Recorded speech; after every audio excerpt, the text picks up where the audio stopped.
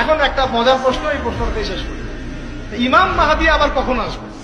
আমরা তো বুঝলাম ইমাম মাহদী আসবেন, তারপরে দাজ্জাল, তারপরে ঈসা আলাইহিস সালাম, তারপরে খেলাফত, এই তো।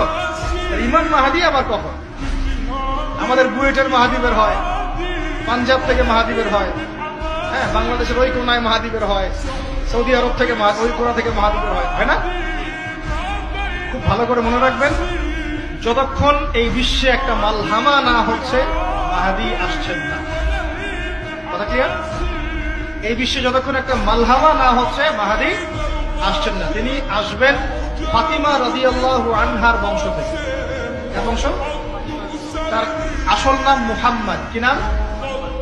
তার নাক উঁচু, নাক একদম উঁচু, খাড়া, কপাল চওড়া, চেহারার গড়নটা আমাদের নবী সাল্লাল্লাহু আলাইহি ওয়াসাল্লাম।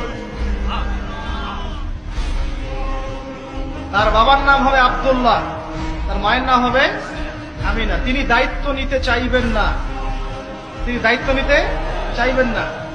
তিনি দায়িত্ব না নেওয়ার জন্য মদিনা থেকে পালিয়ে মক্কায় চলে আসবেন। ভয়ে আমাকে দায়িত্ব দিও না, এই ভয়ে। ও তিনি আরবি ভাষায় কথা বলবেন, বাংলা ভাষায় না। এখনকার মাহাদিরা পাঞ্জাবি ভাষায়, বাংলা ভাষায় কথা বলেন, ঠিক আছে? এবং এই কাবা ঘর যেটা আপনারা